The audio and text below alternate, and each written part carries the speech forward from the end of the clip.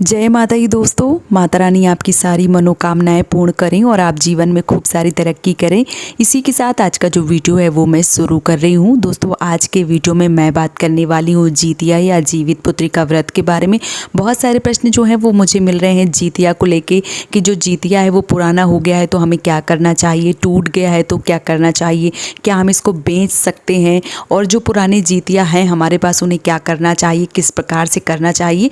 तो मैंने सोचा चलिए इस पे एक वीडियो जो है वो बना दिया जाए ताकि बहुत सारी बहनों को वीडियो से सुविधा मिल जाएगी।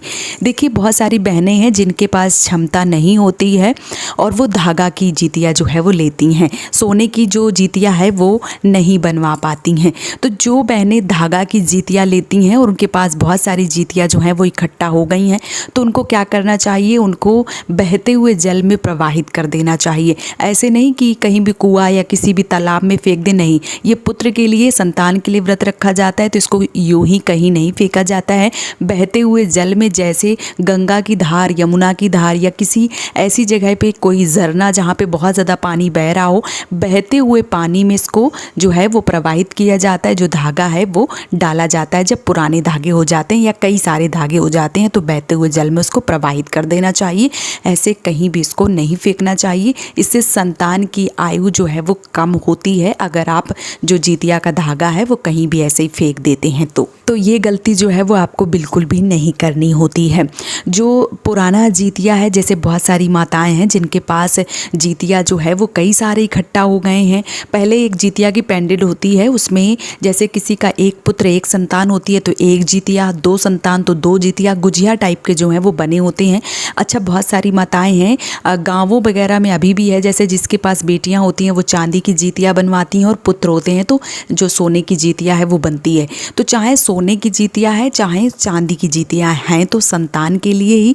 तो आपको क्या करना है, जो जितिया हैं आपके पास उन जितिया को पलटवा के आप जितिया ही बनवाएं, या आप जितिया नहीं बनवाना चाहती हैं तो गले के लिए ही कुछ बनवाएं, मतलब गले में पहनने के लिए कोई दूसरा पेंडेड या दूसरा चेन बनवा लें, लेकिन गले में ही उसको धारण करना है। ऐसा नहीं है कि आप इसको कान में, हाथ में, पैर में इसको नहीं धारण किया जाता है, इसको सिर्फ और सिर्फ गले में ही धारण किया जाता है।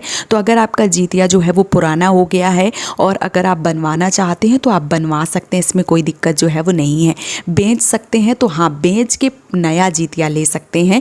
ऐसा नहीं है कि आपने जितिया बेच के पैसे ले लिए या जितिया बेच के पायल ले ली या कुछ और ले लिया, तो ऐसा नहीं करना होता है। आपको जितिया बेच के जितिया ही बनवानी होती है। अगर किसी कारणवश आप जितिया नहीं बनवा पा रहे हैं, आपके पास थोड़ी ज़्यादा हो गई हैं और आप नया कुछ लेना चाहते हैं तो गले की ही कोई पेंडेड या गले की चेन वगैरह ले लें। गले में ही इसको धारण किया जाता है, बाकी इसको कहीं और जो है वो धारण नहीं किया जाता है। इसलिए आपको जितिया को कभी भी बेच के पैसे या कुछ और सामान जो है वो नहीं बनवाना चाहिए। हर साल नया जितिया बनवाया जाता है तो ऐसी परंपरा बिल्कुल भी नहीं है। आपके पास जो भी पुराना जितिया है उसको अच्छे से गंगा जल से पवित्र करना होता है और उसके बाद उसको पूजा में शामिल करना होता है। ऐसा नहीं होता है कि हर साल आपको जितिया बनवाना पड़े। जितिया जो है वो धागे की हर साल लेना शुभ माना गया है और जितिया धागे की जो है वो हर साल नया लेना चाहिए, ऐसा विधान है। सोने का जो जितिया है उसको नया बनवाने का विधान कहीं नहीं है, लेकिन धागा जो है, धागा वाला जो जितिया है वो ज़्यादा शुभ माना जाता है। वैसे सोने का भी शुभ है लेकिन धागे का ज़्यादा शुभ माना जाता है। तो धागे का जो जितिया है वो हर साल नया लेना चाहिए। आप चाहे दान करने के लिए ले या स्वयं के लिए, अपने पुत्र के लिए जितिया जो है वो खरीद रही हैं धागे का, लेकिन आपको हर साल नया जितिया धागे वाला जो है वो ज़रूर लेना चाहिए। तो जितिया के बारे में ये रहे आपके प्रश्न। अगर आपको कोई और जानकारी चाहिए तो आप मुझे कमेंट में ज़रूर लिखिए और उम्मीद करती हूँ कि आपको जितिया के बारे में सारी जानकारी बहुत ही अच्छे से समझ में आ गई होगी। अगर आपको ये वीडियो पसंद आया है, मेरी बताई गई जानकारी पसंद आई है तो आप मुझे सपोर्ट कर सकते हैं इस चैनल को सब्सक्राइब करके।